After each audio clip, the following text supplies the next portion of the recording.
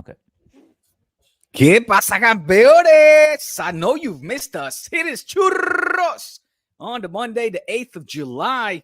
Back with another fantastic episode focused on the Euros. And today, folks, yes, indeed, I'm in a particularly good mood. And those loyal followers will probably know why. Because on one side of the bracket, Kian, we have Mi España, La Roja, La Furia Roja, that has beaten the host nation, Deutschland, on their own turf in the 119th minute. Miguel Merino with a matrix-like picture-perfect header, putting the 2-1 into the back of the net and the dagger in the hearts of all the Deutsches fans. Auf Wiedersehen, Deutschland. Auf Wiedersehen. Or better yet, bleib zu Hause. You can stay in your homes because the tournament will continue. And in the meantime, we will continue to enjoy your hospitality, your fabulous stadiums, state-of-the-art equipment that you have there to continue to play this exciting Euros. Spain in the semifinal against Le Bleu, against France, against Mbappe and company, who have made it to the semis without scoring any goals of their own during free play, regular time, however you want to call it. But they're in the semifinals, and they are friends, and they are, of course, a very talented side. That is kicking off tomorrow at 9 p.m. Central European time. And then on Wednesday, Oranje, Oranje, dat kan je, dat kan je. Van links naar rechts, van links naar rechts. Kian, bop with me, bop along, bop along. The Orange Machine are back in the semis. Been a long time. 2000 and early something. I want to say 2004, I think it was the last time that Holland made it to the semifinals of a Euro Cup. And we're going to face another underwhelming side in the mighty England, the talented England, I should say. Mighty, not so much. I mean, let's be honest. What do they have to brag and boast about so much to call themselves the mighty English? Talented for sure. On paper, maybe even the most talented squad. However, Southgate ball has been boring the hell out of us, even themselves. But here they are, made it to the semifinals, beating the Schweiz, Switzerland, against my prediction in penalties. And a tasty, mouth-watering semifinal clash on both sides of the bracket we have, Kian. It's good times over here. I'm very excited, of course, for these semifinals. I've enjoyed the weekend massively with these two emphatic victories. And we're here to dissect it all. Kian Sobani, all of you Churros watchers, Kian Sobani watchers, joining us once again. Welcome to the show. Let's get into the mix of things. How are you, my friend? 3 minutes, 20 seconds. Thanks. Not I'm bad. glad it's my turn to talk, to speak now. Is this the greatest week for you in the past 5 years? Well, it's been a good one.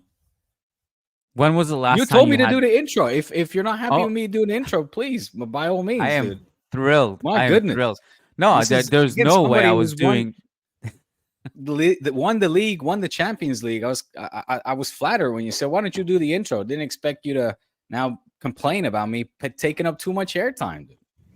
This is your podcast as well. You take up as much airtime as you need to. You don't have to ask for permission or anything. I would just keep an eye on the time. I was just wondering when is my time to shine. But there's no way I was doing the intro today. No chance. You got, on one hand, one motherland advancing, on the other hand, another motherland advancing, and in the process, eliminating your arch enemy, Tony Kroos, who I know you hate with all your heart. And then eliminating Arda Guler on the other side, who rejected you last summer. It was a great week for you. Very happy for you. All those subplots were tasty, but the important thing was seeing Spain and Holland advance. So yeah.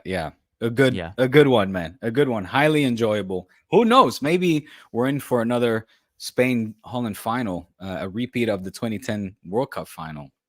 What would that would be quite something. But that is talking way ahead of ourselves. Where do you want to pick this up? I mean, I remember last time we spoke, we did our predictions We got some Mm. right, got some wrong. I don't remember Um, what I predicted, to be honest. well, Did I did I remember you get it wrong? predicted England, Turkey, Okay. whereas I had Holland, Switzerland. So Oh, geez. yes, Yeah. close. The English, they cut it close once again, What did you but have on the other side? France, Spain. Okay.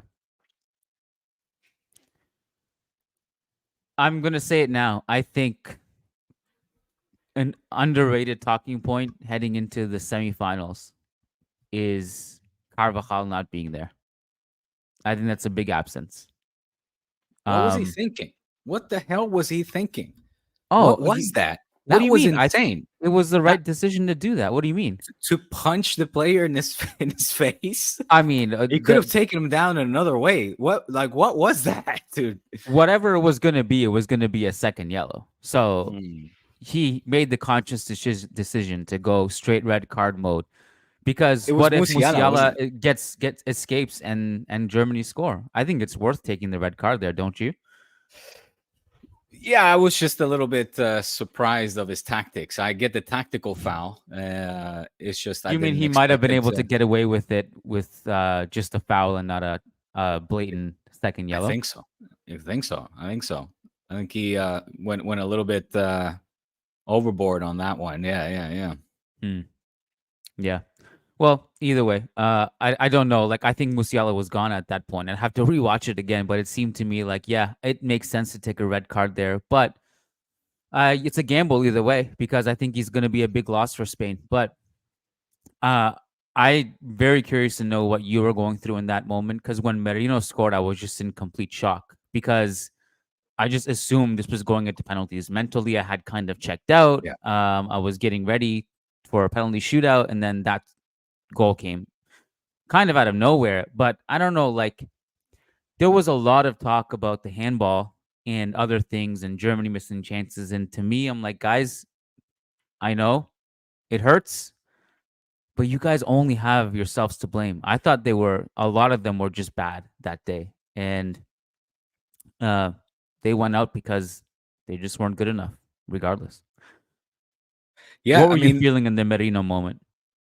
oh, dude, it was just una locura. Mm. Delight, sheer delight. I didn't even know the anecdote about his pops scoring. Yeah, that was Like you said, crazy. that Yeah. was crazy in the same stadium. Hmm. And him getting that opportunity to score that goal, do the same celebration, honoring his dad like that in that very special moment, probably, I mean, the goal of his career. I thought the execution of that goal, I was just flabbergasted, man. I it took me back to when Patrick Kluivert scored. I want to say it was the equalizer against Brazil in the 98 France World Cup. But it was also this moment where you just felt watching that game that time stood still while in that case, Kluivert, but in this case, Mikel Merino just, elevated into the air, had like, if I mean, if that was a dunk, the way he was, you know, just still in the air, such an athletic jump, putting that ball into the back of the net while the players surrounding him, or all they can do is just stand by and watch. It was surreal. I mean, I was, overcome with joy. I was completely ready for penalties at that point. I thought, uh, pretty feeling pretty doom and gloom about it because I felt that we deserved better. I thought that Spain were better than Germany, and that the goal in the 89th minute gave them a lifeline that was going to give them that momentum heading Yeah. into an eventual penalty shootout in front of their home crowd, that it was going to be too much for Spain, and that was going to be the end of the ride for Spain, and I was going to feel pretty hard done about it. So that it was a goal that just completely caught me off guard, and I thought it was a thing of beauty, man. I mean, an absolute beautiful goal. Like Yeah. I haven't seen a header being executed in that manner in quite some time, and just joy, man. Sheer another jubilation. Yeah, Yeah. for sure. I I thought that the goal itself was actually insane. And I didn't really realize how insane it was until I saw the replay. Because when it happened, I was like, what just happened? Oh my God. And then there was a slow motion replay where he's in midair and he's contorting his whole body one way. Yes. And then he His the way he was suspended. That's the word I was yeah, he looking was for. Suspended in suspended. It air. was like he was hanging in the air, and Yes. then he redirected the header, and it was unstoppable. I and this goes back to I think there's been a lot of moments in these Euros, and I think too much in football in general, where what are you doing? Like what was Germany doing in that moment? And like you're seconds away from a penalty shootout. Like I think it was like Second. actually a couple minutes or whatever it was. But The and actually 119th, they almost scored at the end. I think it was dude. Fulkrug. Yeah, and like so there was technically enough time I guess to come back, but like this happened to Croatia too. They were up 1-0 against Italy. 98th minute I think it was. Why not just send every single player back? Meanwhile, you Mm. have the sub. I think it was Juranovic who was just walking back, and then Italy score. Like, dude, you just cost your entire nation the elimination. We wanted to all see Modric go for one because of you. We don't get to see that. Like, there was just so many of these bad mistakes. Like, I don't know what Rudiger was doing on that final play too. Like, he defended that really poorly. Just like you're a couple minutes away, man. Just secure it, secure it. Anti-football, go terrorist route. I don't care. Everyone in the box. Like, why would you put yourself in that position with like no time to bounce back? So that was just something that like there's too many times that happens. I think, and they could have prevented it. But anyways, credit to Spain. Credit The to Marino Spain. goal was insane. I It thought was. when I saw Germany score Mm. before regulation, and then I saw that Luis de la Fuente had made those subs, I'm like, oh man, I don't know. I don't know if Spain have enough firepower now with Germany's momentum and everything. You brought off Nico, you brought off Lamine Yamal. I couldn't believe for the life of me. I mean, it was like at the 60-minute mark, maybe a little bit more, but he took Lamine Yamal off so soon. Yeah. Um, I was cursing the heavens because you could see that he still had plenty of energy. And you're playing against the host nation. You're playing in a quarterfinal. Why would you take off, if not your best, one of your two, three best players in such a moment? And I mean, credit to him. It obviously worked out. I think he was breathing a bit of a sigh of relief though afterwards, but he's sticking to his guns today. When he was asked about it today or yesterday in the press conference, he said, "Look, both Nico and Lamine Yamal have to accept that they're not going to be playing all of the minutes of each game." And I'm like, okay, fair enough, but maybe you could have done that in the group stage, maybe in the friendlies where a Gavi gets injured for absolutely no reason. Those are the times where you kind of manage minutes and not during the knockout stage in these crucial phases of the game, because that completely dismantled Spain. I mean, as soon as Lamine came off, you already saw a weakened Spain side. And then when he took off Nico as well, well, maybe 10 minutes later, it was it was all Germany. It was all Germany. And I, for the life of me, still am trying to understand and fathom how we managed to get out of that situation, because that for me kind of put the cross on Spain. That then it went from a team that was daring, that was maybe not as offensively aggressive as we would have wanted to be, but certainly having the upper hand, to then basically folding against Germany and allowing them to completely get back into the game, get a second wind, and believe that they could, that this game was still up for the taking, which before that, it just felt like it was going to be Spain's game inevitably. But luckily, I think he got away with one, Luis de la Fuente, that is. I don't know if it's something that he will look back and reflect on, at least in his own time, in a way that he says, like, oof, I kind of dodged the bullet on that one. But it was two substitutions that I just couldn't explain. Well, I guess to be completely fair to him, it was one of the subs that he brought on that ultimately scored the winning goal. Mm-hmm. And there was uh I think Oyarzabal was a little bit better than I expected him to be Mm. honest. Merino was obviously great, but I do think like it's a risk, obviously. Like I don't know if you can if he's going like if he's up 1-0 against France or even 0-0 or whatever, and he does those subs, it's just a risk that you take, especially taking them off that early. Like you have to Yeah, plan.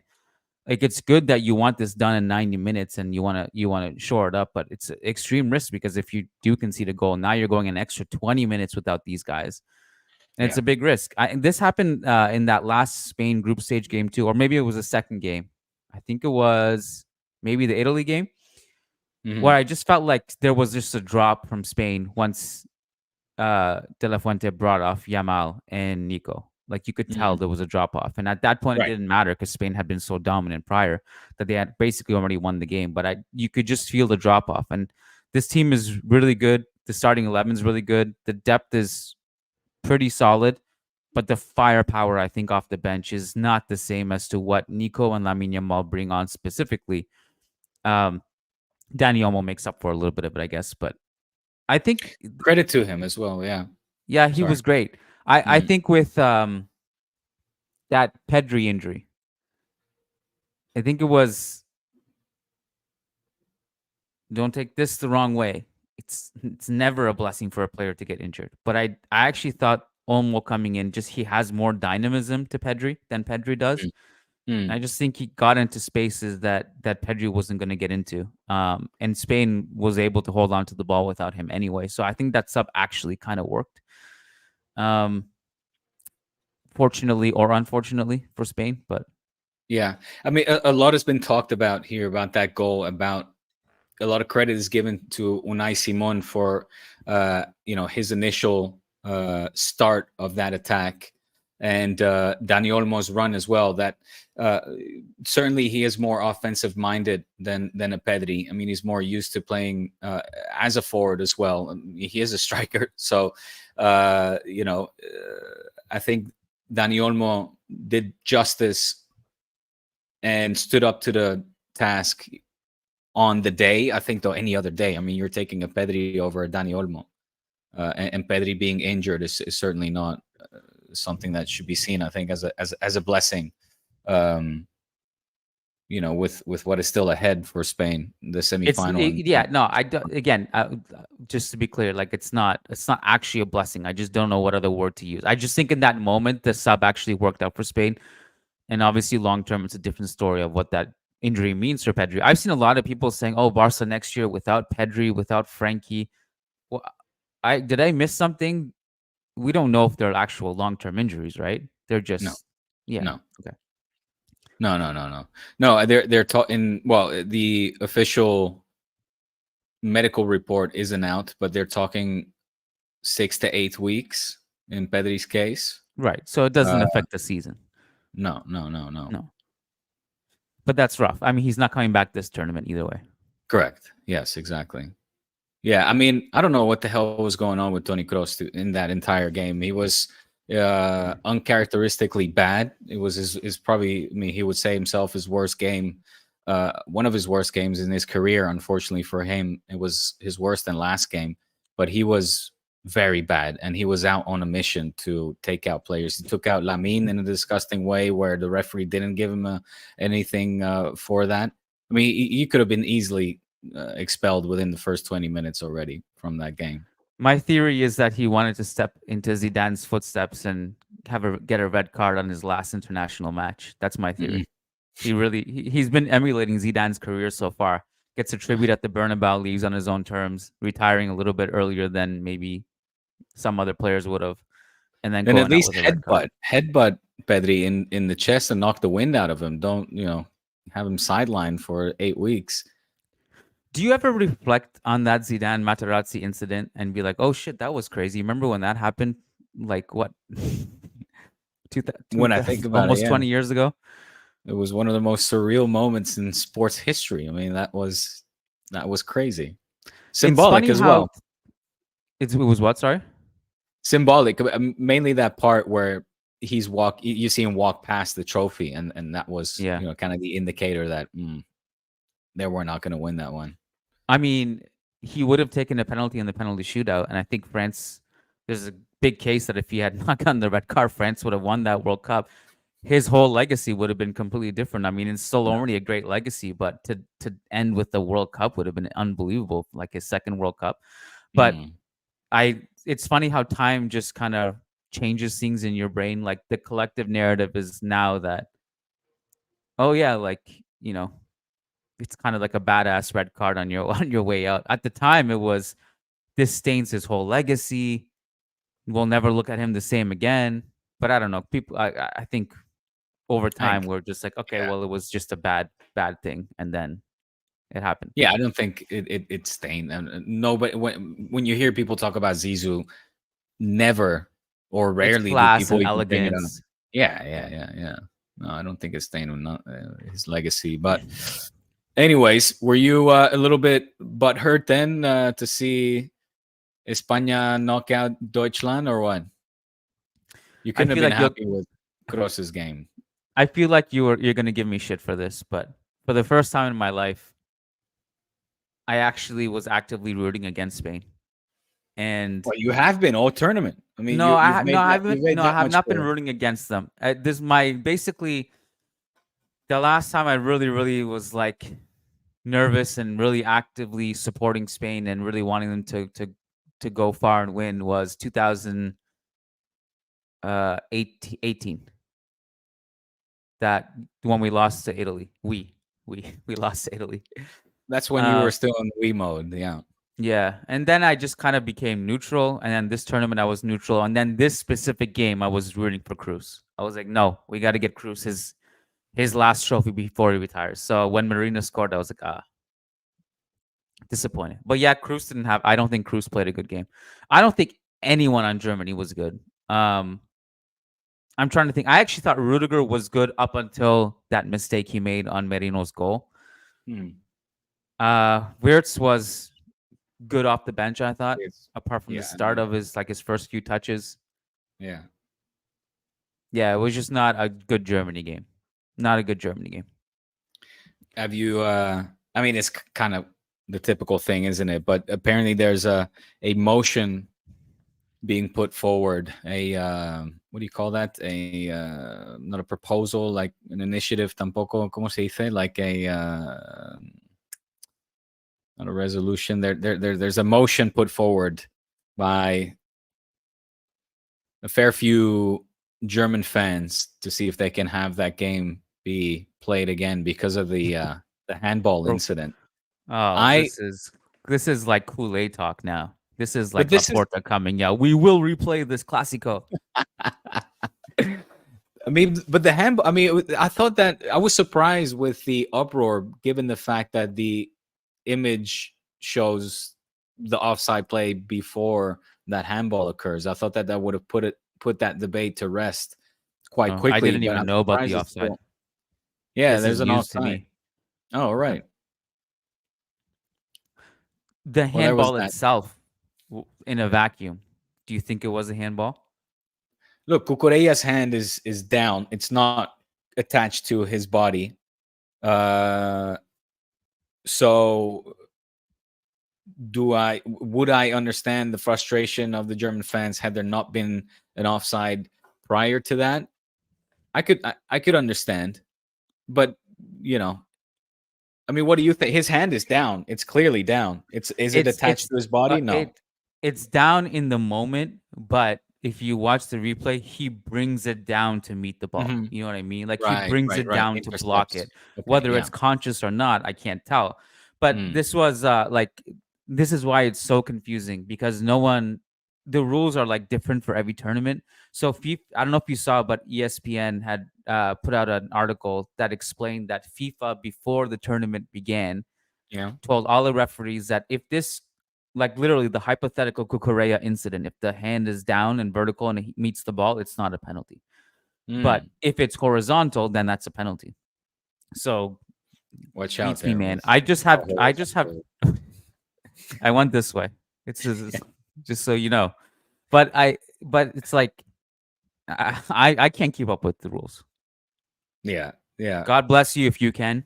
If you're Mm, smart enough to know the exact rule for every tournament, for every season, because it changes constantly. So I do not blame at all people for being confused on this one.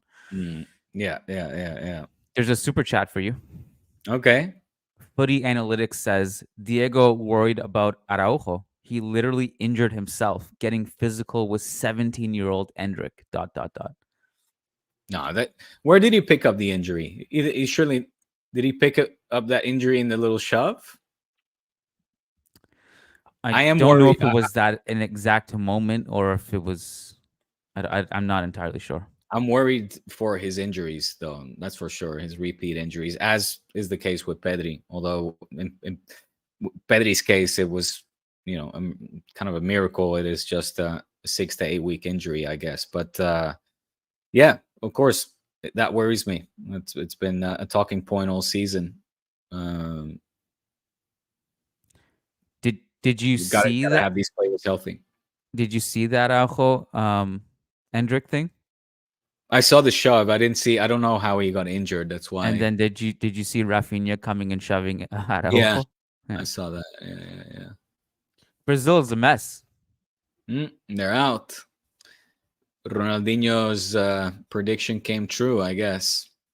Although, in all respects, I mean, you can lose against this Uruguay. It's not a disgrace. I didn't see this match, so I don't know the manner Me in neither. which I didn't they watch it. competed or went out with, or the manner in which they crashed out. But yeah, nobody was really hot on this Brazil side, so I guess it's not really a surprise. Whereas like Uruguay was tipped as one of the favorites alongside of Argentina. So, but now it's Canada. Hey, we got to That's talk right, my about friend. Canada That's too right. in I this was one. waiting for you to say congratulations, something. I do. I should. Congratulations is most definitely in order. The old Maple Leafs. If I mean, look, getting to the semifinals is of the Copa America is unheard of for us. It's the first time, yes. We're not even in Copa America generally, right? But Yeah. to even actually be a part of it and then get to this far, especially after you see the U.S. shit show of how bad they were in that tournament, it's a huge victory. But now I don't know. We're up against the the mafia boss, the Illuminati, the cigar smoking man in the office with his legs on the table, who will not let Messi lose under any circumstance. So I think Mm, this is probably the end of the line for us. But I'd say mm. congratulations to Canada for getting this far, man. I'm very proud. Very proud. Well, And you would be happy to know that the goal scorer against Venezuela mm. is from Nova Scotia, There we my go. my home province, as you love to say, from Nova Your Scotia. your home and native land, Yeah, like about an hour away from where I grew up. like in the anthem. Yeah. Okay, well, good for you. No, I listen. I'm happy for all the Canadians. Happy for you. One of my best buddies is Canadian, and not just you, Kian. Uh, I'm curious to see how this will unfold. I'm more curious to see, and I want to get back to football after this because we need to talk about Kuman Zoranya, but how the Olympics are going to unfold. Because I don't know if you've been following that, but the basketball tournament, always one of the big highlights of the Olympics, in Group Yeah. A, has got Group of Australia, death. Greece, Canada, and Spain. The group Yeah. of death. Yeah. I can't for the life of me fathom how they put these four juggernauts in the same group. Like they should not be in the same group. How did this I don't happen? know. I always assumed that like previous seedings would factor in, but maybe. But like I don't know if you know, but Canada's a perennial underachiever in these international tournaments. Yeah, but you guys have got a I great team at the moment. No, I know we're on paper we're good, but I think like leading up to this, if I remember correctly, we lost some games we weren't supposed to, and that actually lowered our seeding or something like that. If Mm. I'm not mistaken, I could be wrong, but on paper, Canada looks amazing this year. But US brought out all the big guns. They brought out all the Yeah. No, of course. which I don't even know if they're big guns at this stage. Are they even the best players that USA has? I mean, I guess. But They got some good dudes. I you mean, saw now the I'm finger really, spinning video? yeah, I did. Yeah. Yeah. Yeah. But and how Steph Curry can't spin the ball on his finger. That was kind of funny. Is But this the first time that Canada plays Spain in anything? you catch me on off guard on the spot with this one. I wouldn't be able to say. I would say no. I think we've faced each other in international competition Where are in the back Olympics this year? in France, in Oh, Paris. that's right, Paris. It's they say Paris, but they're gonna do it. Excuse me, throughout France. It's not just fixed to one city. but technically it's Paris. Yeah. I'm going to very proudly not watch it. Like I'm done. I'm just done watching things. Come on, Dude, what are you talking about? The basketball. You got to watch I'm the no, basketball. sorry. I'm only sorry. Let me clarify. I'm only watching the basketball. I'm not Ah. watching any other football games. Forget it. Oh, football. Yeah, no, I'm no, so no. tired of football at this point. I need a break from football. Break of football. Yeah. Totally. So, dude, Oranje, baby. This is a So surprise. you Come were on. you didn't like how they were playing. You were mad at Koeman for picking his nose and eating it publicly. I Are still don't you? like. Are you? Did you like what you saw in the last game? Was it? No, Did it? I No. liked it for like the first 10, 15 minutes. And then, like, when Turkey took the lead, I thought that was it. I'm like, and then I, fully respect and recognize Turkey's talent, their ambition as well.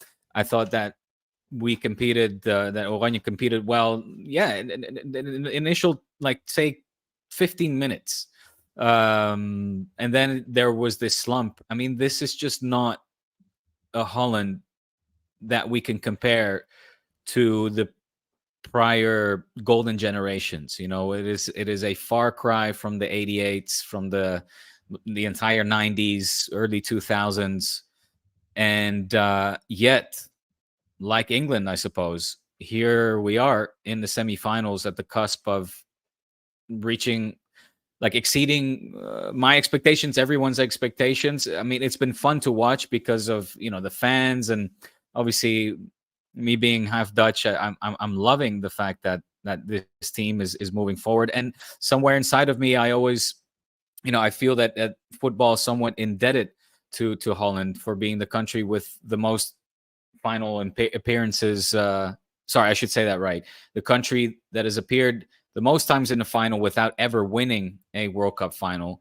I don't know how that stacks up to their performances in the Euros, but we've seen Holland in the semifinals many times, and so of course I want this team to reach the final. Of course I want them to win, or I'll be happy, I should say, when they win. Yet, from what we're seeing, it's where's Holland, man? Like, where is this? Where is the talent? Where is this offensive talent? Where are these talents at the moment? Even with the Xavi Simons, I'm just not convinced. I'm not convinced with what I'm seeing. If the best player besides the goalkeeper, van Brugge, who's a young 20, 21-year-old goalkeeper having the tournament of his life. I think he was the best against Turkey as well. Turkey were very close to leveling the score. Guler had a free kick that just went wide. I mean, they had several chances there to get the draw, and probably would have deserved to push it into extra time, in my opinion. Offensively, I can excuse a Gakpo, but predominantly like a Weghorst. And that to circle back to the point I was trying to make, when one of your best players is the guy that continuously comes off the bench to have an impact, whether it's not necessarily by scoring goals, but by just kind of strike fear into the hearts of the defenders, because that's kind of what I felt with the entrance of Weghorst, that all of a sudden Turkey were a little bit panicky and worried about what to do with this ridiculously tall dude, with wearing an orange shirt. And I thought that helped us a lot, that benefited us a lot, and that allowed us eventually to get the winner. I mean, 2 goals in just over 5 minutes is a great achievement, impressive one. But overall, the play of Holland is not at all something that I'm enjoying watching. No, in stark contrast to Spain, in fact, who are playing that kind of football that I'm enjoying. There's no one. I mean, ironically, the team you guys eliminated were, like, to me, one of the 2, maybe 3 teams that I actually enjoyed watching. I liked watching Turkey play. They were fun. They're a big loss to the tournament. I didn't think I would say this before the tournament started, but shame on you guys for eliminating Turkey, who were one of the last remaining positive things I had in this tournament was watching Turkey play, because the rest has been brutal. Spain are the only team that have been fun. France and England should be ashamed of themselves for the way they've been playing. Absolutely ashamed. Yeah. But I don't know. It's kind of what we expected of a Koeman-led team. Mind you, that Holland are like the second second or third. I think they're the third highest scoring team of the tournament so far. I think compared to England, Holland have been playing better, and that's not saying a whole lot. I agree, It's a but low bar. it's a It's low a bar. really low But bar. given it is, but given the talent, it's something at least that we should clutch onto and hold on to for dear life heading into the semifinal against the most starstruck team, arguably of the tournament. France probably is, but yeah, Yeah, England's France, up there England. too. Yeah. Mm. Did you say they're the second highest scoring team in the Euros? I think it was third, second or third. Yeah. Kind of conflated a little bit from the 3-0 win over Romania. Okay. Well, you still got to put 3 away. But... Fair enough. No, not to take it away, but I don't know. I just doesn't feel like that. That's all. Yeah. Yeah. No, I agree. I was surprised when I read that too. Can you give us a segment on Arda Guler? What did you think? Well, great talent and great player to continue to watch, and as he evolves over the upcoming years, especially for somebody who's been sitting on the bench the entire season, to have such an impact on the national squad is impressive, and I think it says a lot about him, his talent, his drive, his mentality, and also goes to show that this kid is ready to get more minutes and ready to be out there on the field and compete against seasoned players. So I'm impressed, very impressed. Thank you. I just wanted to hear you say that. That's all. It felt good to hear you say I that. will say as well that he started off with a bang, and I mean he peaked at that point. I mean, with that goal That was probably his best game, but Yeah. I thought he was really good in these two knockout games as well. Mhm. The Netherlands, and then who did they play before that they beat? Austria. Austria. He was really good in both those games. I think what was impressive to me was that he's 19, like you said, he's coming off a season he didn't play much, and then those limited minutes he had, he impressed, and then he's coming up to his first major international tournament, and he looks good in a team where they look to him. They look to him for Yeah, that's another thing. Exactly. Yeah. yeah. It was he's not a shy player at all. He was very very Mhm. confident. Looked like a seasoned vet out there. So yeah, I was very impressed. But I already had my Guler segment before. I just wanted you to say it too. No problem. Absolutely Okay. no problem. No, it's good.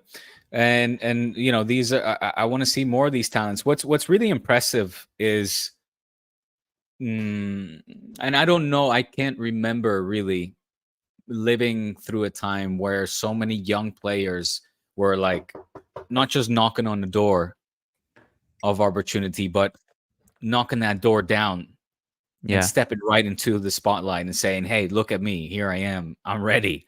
I mean, Yamal is insane with 16 years old, having done that already all season. But then, there's other players like a Guler, and I don't want to bring out a list of Barca players, but those are obviously the ones that come to mind, the Cubarcis, etc. But there's more, like just so many young talents, Musiala for that matter, that are just so ready, like so mature already, and that is something that I struggle at least to compare that to any other time where where we saw these literal teenagers, and a good collective bunch of them already have such an impact and be so demand that kind of protagonism within a team of veterans, seasoned players, like we were saying. And that's kind of what I'm missing from a Xavi Simons, perhaps. I don't feel like Yeah, he he has that hasn't been consistency. as good as he was at club level this past season. Yeah. Not in this international tournament. Yeah. We have another super chat. Pranav Jadhav, our YouTube member, says, question for both. If you could sign one player from the opponent's team, but have to give up the equivalent player for your team, who would it be? Oh, so basically just swapping players? So a straight up swap. So basically, if you had to take someone from Real Madrid, but it would Yeah. mean you give up the equivalent player Right. at Barca. Uh, I'll swap. And this one's painful to say, huh? Because this kid, I've said it all season. If he's not one of your favorite players on the team, I don't know what you're doing following Barca, but I'll swap a Guler for a Fermin Lopez. Say it again. Guler for Fermin. Is that the equivalent player? I think the equivalent would be the same position would be Lamine Yamal. Guler is kind of more in the midfield, no? You think he'll be a winger? Right I mean, wing. he can't. He Right can't. wing, but he drops deep. But he's Yeah. not a traditional right winger like Lamine. He's Right. more of like That's, your Ozil kind of yeah. Odegaard, that kind of player. So that's why I said Fermin Lopez. Okay, so you would trade Fermin for Guler. I like Guler. Yeah. Uh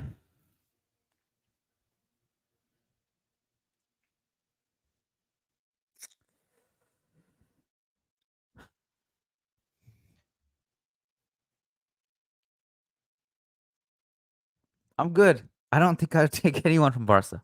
Oye, te tienes que mojar, tío. If they ask us a question and super chat, yo también puedo decir que nada. No, I can also say, you know what? No, nothing. It's too late. You already expressed that you love Guler more than Fermin. It's too late.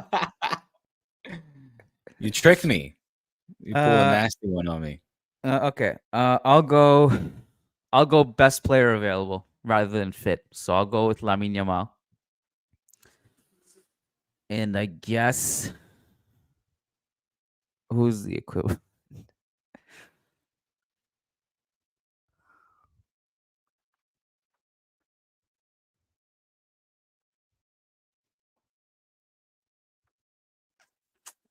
Uh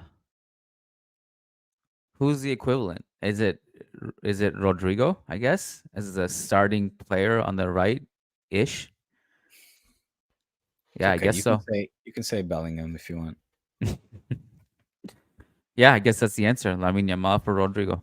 So there you go. Someone's going to clip that completely out of context and make That it ain't. look as if I literally said, "Sell right now, get Lamine, sell I don't Rodrigo." think so. Um, okay. Is Hey, there how good anything? was it as well that and I'm not an England fan, never have been. Obviously, don't have the beef that I have with the English as I have with the Germans or anything. But I make it a point not to support England, mainly because I lived there for 7 years, and it was always just very, very satisfying seeing the arrogant English brag and boast in the lead up and the build up of the tournament, throughout the tournament. Football's coming home, yada yada yada, and we're out again. So that was always satisfying. But I was genuinely happy for ¿cómo se llama? Saka, who Mm-hmm. stood up to the plate, made that penalty. I remember how Yeah, verbally and aggressively he was abused, with racist abuse on media, and the press made a whole stink of it. So that yeah. must have been a satisfying moment for him. I was nervous for him when he was stepping up to that, Yeah, and yeah, I yeah. was really happy for him because he had a great game too. Like he was their best player. Mm, mm. What are they saying in the build up to the Netherlands game? Are they talking shit about you yet? The Brits. Mm-hmm. I'm keen to find out. I don't know. At the moment I get a Do they feeling that know they are that the kind of. Netherlands have anyone outside of Van Dijk who's do they think it's Well, just Van Dijk coming to town? Zirkzee, the star player for Bologna, who Coman had to pick up uh, because of an injury. I don't know if it was Frankie's injury that allowed him to pick up one more player, but he came after the call up sheet was already made official. Zirkzee, who had like an insane season for Bologna under Mota this season, he just signed for Man United. Actually, I don't know if that is official, but it looks like that will go through. So he'll have a point to prove maybe against his some of his next teammates or players that he'll play against on a regular basis. Look, I think right now the impression that I have is that both the Dutch and the English are sort of looking at each other going, you haven't impressed much. You haven't played very good football so far this tournament. I think we can do better. Like I think that's the mindset of both camps at the moment. On paper, the English, of course, are favorites. But then there's their track record historically, but also what they've done this tournament that just has been so far from impressive that the Dutch, we fancy our chances, knowing as well that we haven't been playing good football. So What's the worst final and what's the best possible final we could get in terms of entertainment? I'd still go for France or Spain, Holland. Spain, Come Holland. on, I mean, for you, France and England have been the same. Yeah, but yes. France and England have been just the most boring teams of the tournament, given their quality. They have not been entertaining to watch whatsoever. If it was, I think France England would for sure go 0-0 penalty shootout. Oh my god! And it would be a horrible day for everybody. Spain versus anyone, I think, would give us more entertainment for sure. Yeah, but I just think France versus England will be two star-studded teams who will be afraid of conceding space to one another because no one wants to face an Mbappe counterattack. No one wants to face Bellingham counterattack. And they're just like, okay, we're good. We'll sit here. You sit there. And we'll see you in the PKs. I like even like that Switzerland game, England really tried to make sure they don't win it in extra time. They really, really tried not to score. Like they were actively trying to get that penalty shot. It was horrible to watch. It was. It really was. I felt so bad. My mother-in-law, my wife, they were very, very hopeful that Switzerland, and I didn't literally put money, but my bet was Switzerland to beat the English. I thought they genuinely thought that they could do it. I thought we'd see a Shaqiri moment there late. They brought him on too late. They did. I didn't understand that. Yeah. Guy's a tank. He scored his penalty. He nearly scored from a corner kick. Olímpico, yeah. But I mean, in terms of entertainment, that would be the best. And obviously, in my case, it's a dream final. I got to live once. That was the first time that they ever played against each other in official competition, Spain and Holland, that is. And this would make it a second time, if I'm not mistaken. No, in the Nations League, Spain Holland played against each other. But let's see, man. I think it can happen. I think it will. Quite honestly, like I'm feeling pretty good about it. Call me crazy, but there's something about England, Diego. I can't explain it. Everyone says that. There's something about them that I think they will just keep going, and everyone will complain, but they'll just keep finding a way. Something about them. I don't know. They have a bit of Real Madrid to them. Oh man, dude, I'd rather watch Madrid play any day of the week than this English side. Of course, I agree. I'm just saying that I feel like they know how to suffer. It's an important trait. What about how do you explain France getting to this stage without scoring a goddamn goal in regular time? I think Mbappe is just really struggling with the mask. I think maskless Mbappe has at least 4 goals by now. You genuinely believe that? Yes, I do. I think people are underestimating how difficult it is to put that thing on your face with a broken nose because I've played with it before. I've broken my nose. I've had to wear a mask, and like your field of vision is different, and you're worried about every time you go into a challenge. I feel like it's actually affecting him mentally.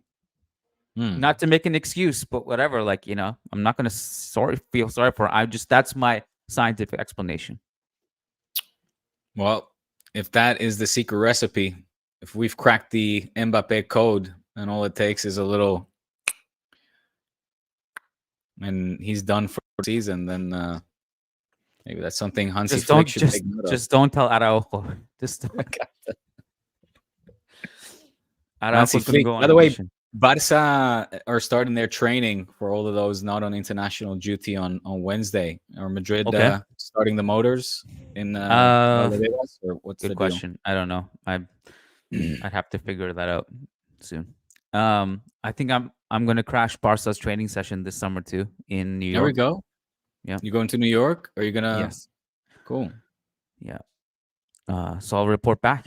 I'll pay my annual visit to Barca's training camp, and everyone's like, "Who's this guy? Why is he here? He's not They'll know covering you. Barcelona." I They'll think know like you. 4 people will know me, maybe maximum. You're like, that's the churros Probably guy. one actually. Uh, That's the so churros guy that always that's almost gets Diego fired. that's the guy who keeps talking shit about us, and And Diego agrees. I Get have a him. few. I have a few rapid fire questions for you to end. All right. And this is in light of. Well, actually, my first question is this: do you have any words of wisdom, parting ways, anything for Thiago, who has announced his retirement? Yeah. Alcantara. Come on over. There's some talks, rumors, voids around the campfire flying around that he might join Flick's staff. And I don't think that's a bad shout whatsoever. I would welcome him with open arms. It's obviously he speaks the language, he speaks German, speaks English, knows the mentality or the approach of Hansi, and obviously knows Barca inside out. So I think he could add some serious benefit to Hansi's staff and be a good intermediary, right, between the players and the coach. Interesting. Mm. He's one of those players who, just the cliche of like, man, if he didn't have injuries, what would he Yeah, have been? for sure. I thought like in the talent level with him was off the charts. One of the most brilliant players I've seen in that generation. I Mm. know that it didn't necessarily amount to it because of his constant health problems, but he was a player that, like, to me, if he was healthy, he would have been the first person on the Spain team sheet. I think his relationship with the Spanish national team was complicated because he was never really healthy, and I don't Yeah, know, it's just kind of hard to he get has him stiff in. competition. Yeah. Yeah, and then he also obviously kind of came up during that time of Xavi and Iniesta, right? Mm. Obviously a little bit after, but still overlapped, so it was hard for him to break through. But every time he was on the field, he was brilliant. Every time he was on the field with Bayern, he was brilliant. So yeah, it's kind of a shame, which leads me. He's going to be included in my rapid fire questions. So Okay. this is my new thing, as you know. I like to prepare a set of player comparisons and ask you to answer them. Who you would rather? Who's better, etc. Arda Guler versus Lamine Yamal. Lamine Yamal. Just no hesitation. No. Okay. Lewandowski or Patrick Kluivert. Kluivert. Thiago Always. or Cesc. Thiago Alcantara Yes. or Cesc Fabregas. That's a Yes. good one. I mean, peak health from a career perspective, I would say Cesc. In terms of, that's a tough one. I'll go with Thiago. Peak healthy. Mm-hmm. Well, that's Okay. a tough one. That's a tough one. What is Cesc's peak? I think it was at Arsenal, but he had a brilliant playmaking season at Chelsea after he left Barca. Yeah, I mean, it's undeniable that he had a successful stint upon his return at Barca. However, he never managed to really make himself as important as other players on that team around him. And I think he's underrated and unfairly judged, because I think looking back at what we had in Cesc, we didn't really know how to nurture it or appreciate it necessarily and bring out the best. There was talks with about his relationship with Pep not being the most fluid, let's say. However, when you look at his stats and you look what Barca were winning at that time, Cesc was a successful and good player for Barca during his time back as a player. But for some reason, that it just didn't really work out in the long term, I guess. Yeah. It reminds me of that. Did you see the Bielsa monologue? Yeah, Yeah. that resonated. Well, we were kind of talking about this about Uruguay's, sorry, Argentina's coach had said this recently, Mm, where he's like, they're telling 8-year-olds now to pass it backwards instead of right. Yeah. taking players on. Mm, Yeah, that Bielsa monologue was great. I wanted to stand and applaud. yeah. Yeah, Yeah.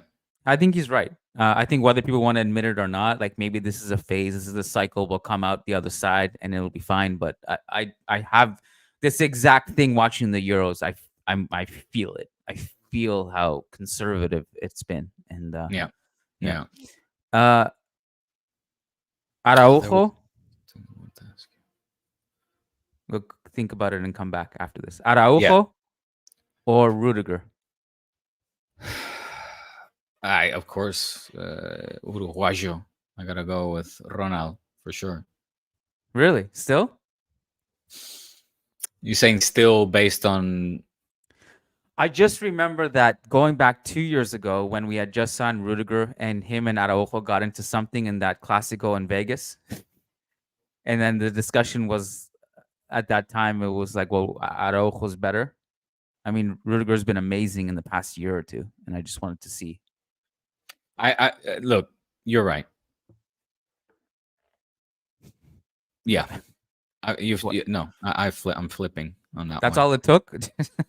No, because it's true. If I'm being honest, then and looking at the season that Araujo's had, not just from a health perspective, but also with some massive individual errors that he has committed, it would be unfair for me to say that at this point I would pick him over Rudiger. Yeah, yeah.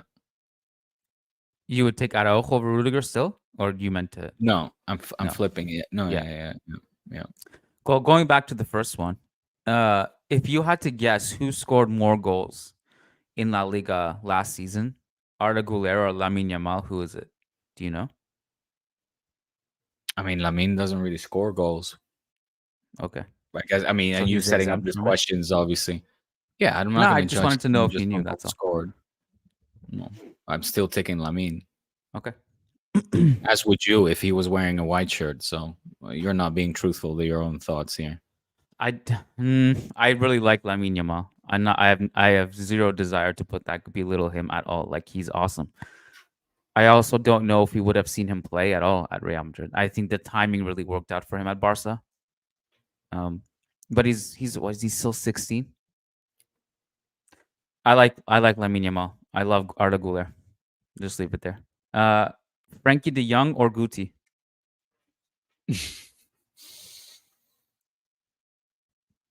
Oh my god! Holy shit!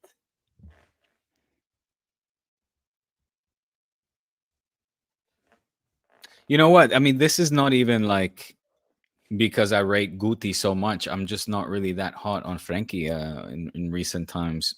Oh, Look, I'll okay. go with Frankie still, but Okay. it's a tough one. Interesting. So then I don't know. This probably is not as difficult as I thought it would be. This next one, Frankie De Jong or Fede Valverde? I'll go with Fede. Okay. Ousmane Dembele or Pedro? Pedrito, old Yeah. school Pedro, Yeah. or Usman. Yeah. I gotta go with Pedro. Yeah. I think that's the right call. Yeah. And two more, Ivan Rakitic or Luka Modric? I'll go with Modric. Okay, this is the last one. Hismedi clip this one. Luis Suarez or Karim Benzema? And why? Luis Suarez all day. Because Why? he's the better footballer, scores more goals, he's better, more playmaking abilities. That's, if anything, that's underrated. I know that's something that people highlight of Benzema, how he gets his teammates involved, but people don't realize how much Luis Suarez got his team involved. Luis Suarez all day. All day. What if you had to win a Champions League final? Well, then you just throw a white shirt on anyone, and then they end up winning that tournament. I mean, I could come out with Luis Suarez's track record in big games is very questionable. That's all. I don't know. I think his stint at Barca was pretty damn successful, and he's played a fair share of big games during his time there. Either way, Hismedi clip it and let's just let that one go viral. Suarez is better than Benzema. No, We have one. We have all one more. day. We have one more super chat. Ignacio, our YouTube member, says, if you two made an all-star team of current La Liga players, max 2 players per squad, who would make a game? Oh, Jesus Christ. This is going to take us 1 hour of research. And Ignacio, what are you doing, my friend? Max 2 players per squad. Who would make a game day roster? Hope you guys are doing well. I mean, this is... Ignacio, I think you're a Churros y Tacticas patron, are you not? I would suggest submitting this question to our patron edition. I'm writing it down. We will answer this on Patreon. Yeah, once because this one takes a little bit of brain power, which Diego and I don't. I mean, I don't. I write and Diego time. Might. I don't right now.